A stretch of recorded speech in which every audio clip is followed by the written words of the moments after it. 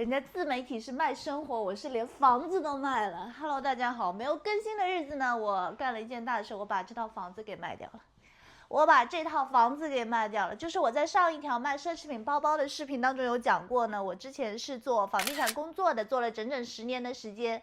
那首先我不是什么资深人士，我不是什么行业资深人士，但是我想任何一个人能够在一个行业沉淀10年的时间，他一定会有他的工作心得。那就是讲到我为什么要卖房子呢？首先第一点，2022年新冠疫情结束以来，中国这边的房价整体都是非常低迷，出现了一个下跌的趋势。2023年开始，国家也出台了一些政策来刺激房地产市场，比如说降低首付款的比率啊，放宽银行贷款的条件啦，银行利率贷款的下调啦，等等，就一系列的手段在促进这个房地产市场的交易。但是从市场的反应上来看，它总体的下跌趋势还是非常明显，就是它的房价还是一路的在往下跌。以我这个小区为例吧，我这个房子是88平，它在高峰的时候，就是在房地产非常火热的时候，它可以卖到280万人民币到300万人民币。目前到了2025年，我们这个小区，我这套房子它市场的成交价，就是二手房的市场成交价到了160万和170万之间，也就是说差了整整100万人民币。就你可想而知，它这个房价下降的有多厉害。我住的城市是宁波嘛，浙江宁波。不仅仅是说宁波有这个现象，宁波它不是个例，那你像杭州啊、上海啊、深圳啊这些一线城市也同样的情况。但是呢，现在到了2025年，那很多人都说，房地产的这个房价差不多也到顶啦，要反弹啦，等等。但是我个人觉得这个房价今年它还会持续的往下跌，我不知道它还会跌多久，可能是1年、2年、3年、5年，或者是10年，我不知道。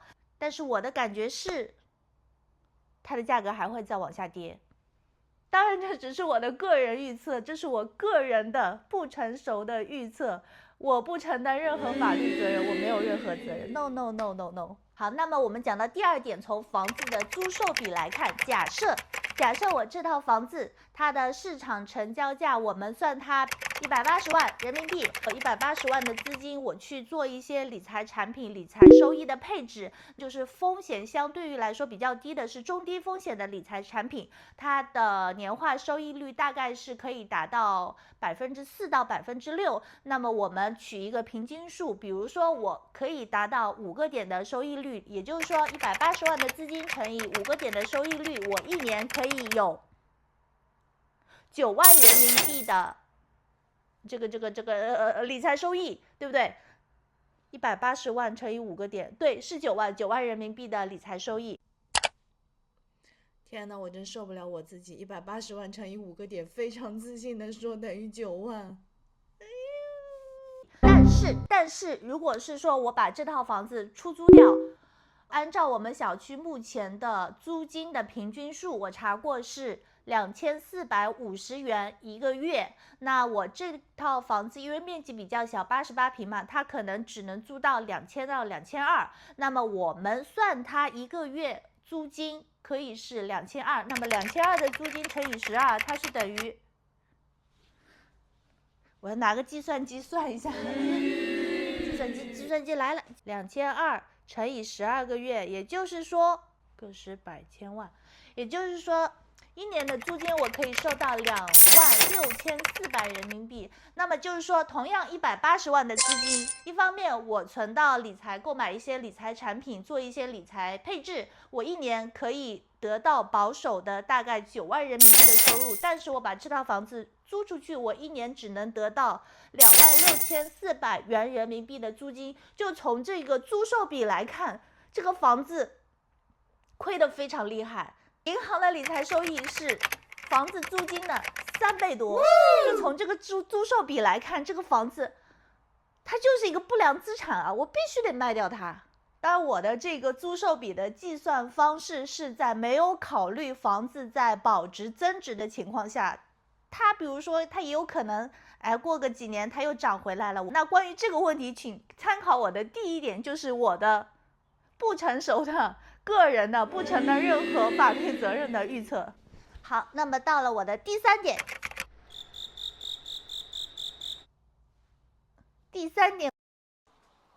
就是说第3点它是我个人的原因，就是我之前有讲过，因为我现在没有工作嘛，等于说我现在没有一个稳定的收入来源，所以我身上需要一些资金来维持我日常的生活啊、消费啊、支出啊等等，所以马上就好。哦，今天的咖啡粉称得非常利索，正好18.3克。其实我要卖这套房子，我是真的很舍不得的。为什么呢？因为这是我在宁波的第一个家。我不是出生在宁波的，我的出生地是在金华。然后呢，宁波是我大学毕业以后工作的城市。所以说这个房子是我宁波的第一个家。然后怎么说呢？你知道，对于女孩子来说，真正意义上的一个家，这个意义是非常重大的。而且你想，中国人是非常在意这种传统观念，注重家的感觉、家的观念的。所以我在当初装修这套房子的时候，是花了很大的精力时间。我就是想按照自己喜欢的风格，然后精心设计装修装的这么一套房子，所以这个东西对于我来说，它的意义是很大的。就是哇，好烫！哇，看这个油脂，太完美了。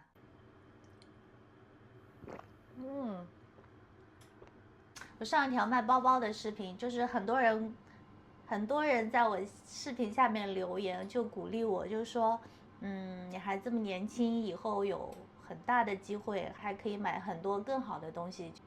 我内心是真的很开心、很感动的，因为卖掉那些包包，我内心很舍不得。同样的，这套房子对于我来说是更重要的存在，是我唯一的资产，唯二的资产。这套房子卖掉以后，我还剩下一辆车。虽然我现在也不年轻了，谢谢你们觉得我还年轻，有很大的机会。总体来说还算是年轻，以后会有其他的机会。如果说可以赚到钱的话，到时候再买一套自己喜欢的房子呗。其实中国人对传统的这个家落叶归根的观念还是很强的。因为我发现在中国，就是你租房子它不是家，那个是房东的，只有你自己买的房子才是自己的。但是我经过这么多年的出行的经历，我觉得租房子也是家一样的，因为它就是一个居住的场所嘛。租房子有什么关系？租房子也是家。决定要卖了以后，我就是要联系中介，把这套房子挂出去。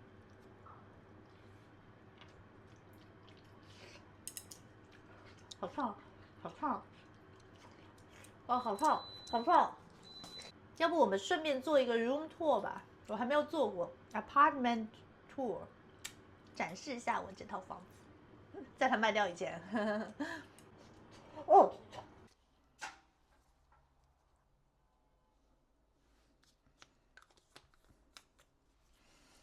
欢迎参观我家。好，我们现在从这个门口开始，房地产工作人员上线。这是一套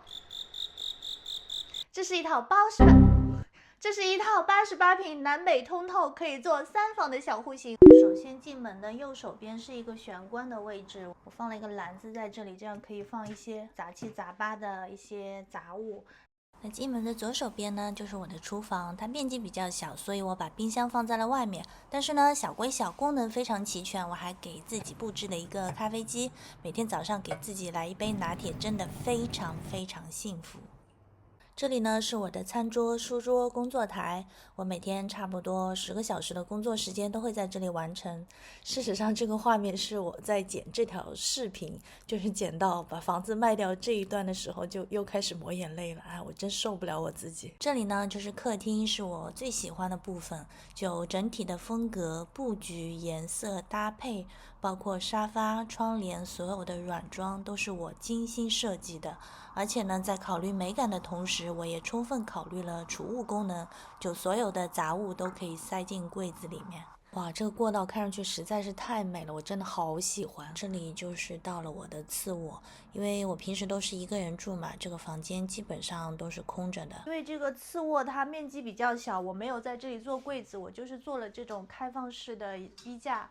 这样子看上去会更有空间感一点。终于到了我的主卧，这是一张1.8米的双人床，这个应该就是 king size 吧，我也不知道。就是可以看得出来，就主卧的设计真的比次卧用心了很多很多。这里就是我的小梳妆台，就所有的护肤品啊、彩妆啊、香水啊、刷子啊、耳环配饰啊等等，所有有的没的全都放在这里。把这个门关上，就是一般来说我这个面积的户型，北面这个房间还是可以再做一个小房间，或者是做一个书房什么的。那因为我说了我是一个人住嘛，所以的话我不需要那么多房间，我就把北面这一间改成了我的一个整体的衣帽间。我还做了一个衣帽间的整理视频，你们有兴趣的话可以看一下，因为我有整理过，所以好，这里还好，不是很乱，整理过还是比较干净的。然后这边也是一些储物的空间。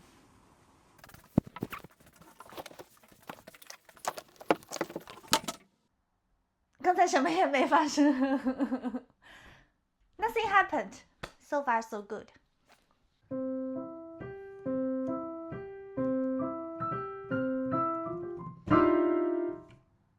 我已经不会弹了，完全忘记了不会弹了。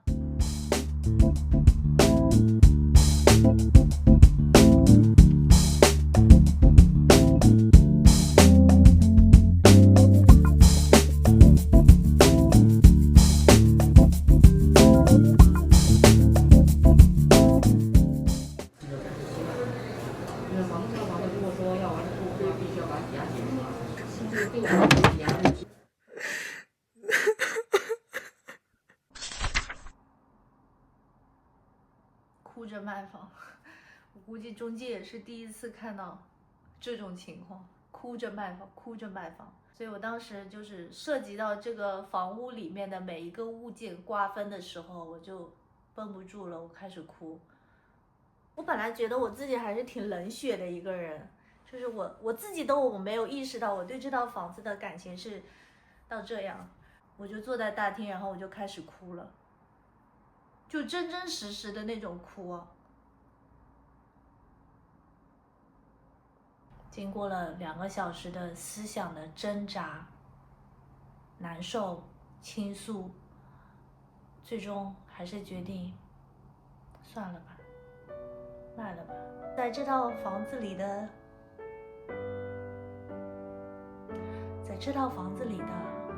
快乐、开心、难过。在这套房里，所有的喜怒哀乐，所有的幸福，所有的悲伤，都已经经历过了，经历过了就好了。人生就是一场一场的告别，一场一场的重逢。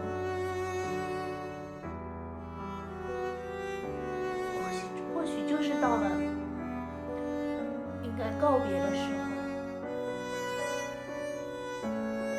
所以该告别的时候就要告别，该说再见的时候就要再见，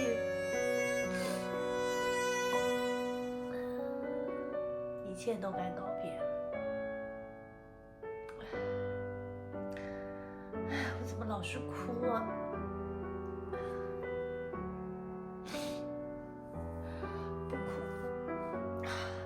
该结束就结束，该告别就告别，该放弃就放弃。鼻涕流下来，不用难过，慢了就慢了，以后买更好的。以后我不知道能不能买更好的，好好加油吧，我相信还是有机会的啊。除去我出国的时间，2021、22，满打满算嘛，4年的时间，他给了我4年的安定生活。我在这个小家成长了很多，经历过很多，怎么又开始哭了？真的是一点出息都没有的。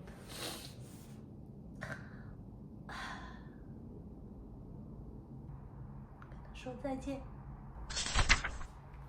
不哭，不可以哭，说再见，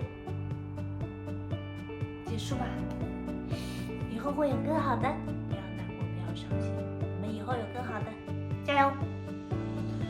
还有，我好像要开始租房子住了。所以我想，我下一期会出一个租房的视频。我想做一个租房的 room tour， 然后最终决定我要住在哪里，住在哪一套房子里面。